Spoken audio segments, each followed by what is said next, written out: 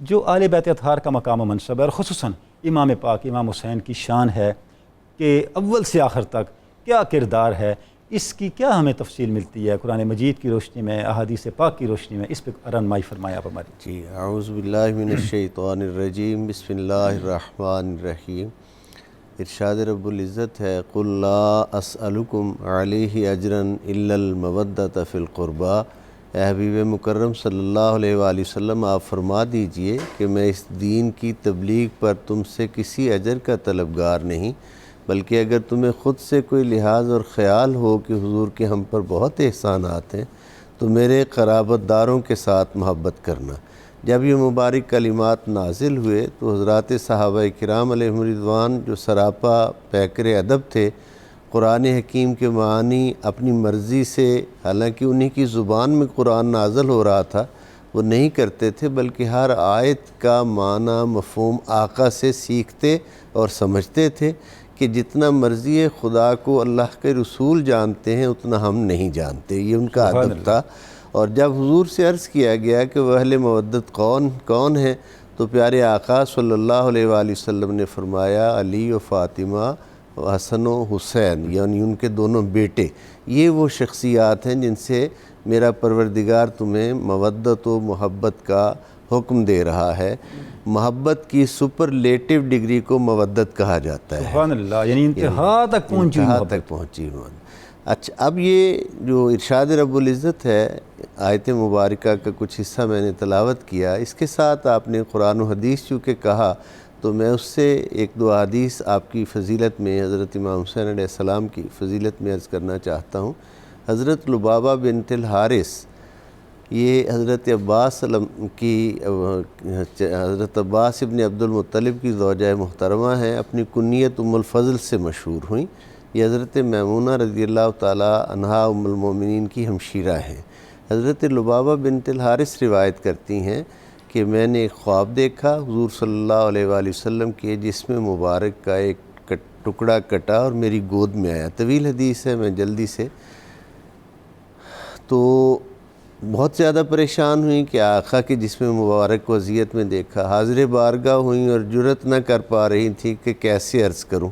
بار بار حضور کے استفسار پر جب عرض کیا تو حضور صلی اللہ علیہ وآلہ وسلم نے ارشاد فرمایا، یہ تو بہت مبارک خواب ہے، عنقریب اللہ میری بیٹی فاطمہ کو ایک بیٹا عطا فرمائے گا جسے تم اپنی آغوش میں لوگے۔ سبحان اللہ، سبحان اب اللہ۔ یہ اچھا قبلہ پیر صاحب، اس کا مطلب ہے جو حدیث پاک ہے کہ حسین مجھ سے ہیں، میں حسین سے ہوں، جی، تو یہ خواب بھی ایک لحاظ سے اسی کی ایک شکل، یہ اس کی ایک تعبیر اس کی ہم کہہ سبحان سکتے اللہ، ہیں، ایک زاویہ سے، ایک پہلو سے، تو وہ تو بہت جامع حدیث ہے اور اس کے بہت سے خوبصورت پہلو ہیں۔ جی، اس طرح اب یہ جو چیز ہے کہ حضور پھر اسی حدیث کو تھوڑا آگے وہ بیان کرتی ہیں کہ میں کچھ وقت کے بعد میں حاضر خدمت ہوئی تو میں نے دیکھا کہ حضور کی چشمان مبارک جو ہیں وہ نمناک ہیں۔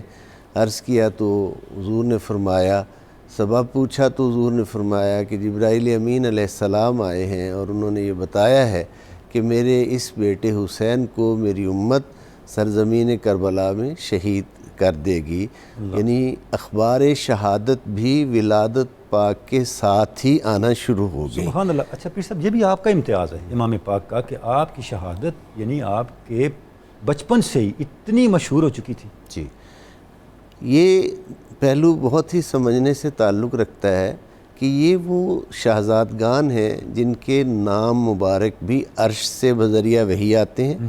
یعنی اس الغابہ کی روایت ہے کہ حضور علیہ السلام نے فرمایا کہ اللہ رب العزت نے یہ نام حسن اور حسین عرش کے پردوں میں چھپا کر رکھے ہوئے تھے، انہی دو ہستیوں کے لیے خاص تھے۔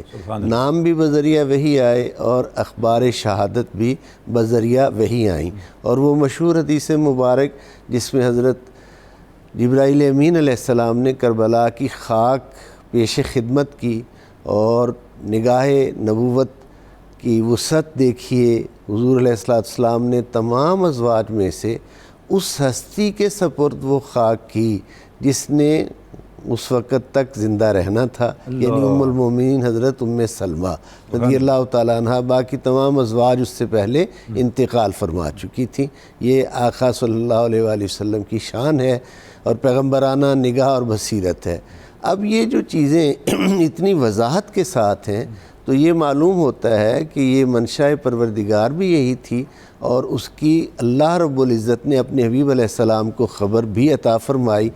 اب یہاں خدا بند لم یزل کا اور اس کے محبوب کا کی شان یہ ہے کہ یہ جب اللہ اپنی کسی مرضی کو ظاہر کرتا ہے تو یہ پھر اس کے حضور اس کو ٹالنے کی دعا نہیں کرتے، بلکہ اس پر استقامت کی دعا کرتے ہیں۔ سبحان اللہ، وہی دعا آقا صلی اللہ علیہ وآلہ وسلم نے حضرت امام حسین علیہ السلام کے لیے اس مرحلہ پر فرمائی، اللہم اعط الحسین صبرم واجرن عظیما، اے اللہ حسین کو صبر بھی عطا فرمانا اور حسین کو اجر عظیم بھی عطا فرمانا۔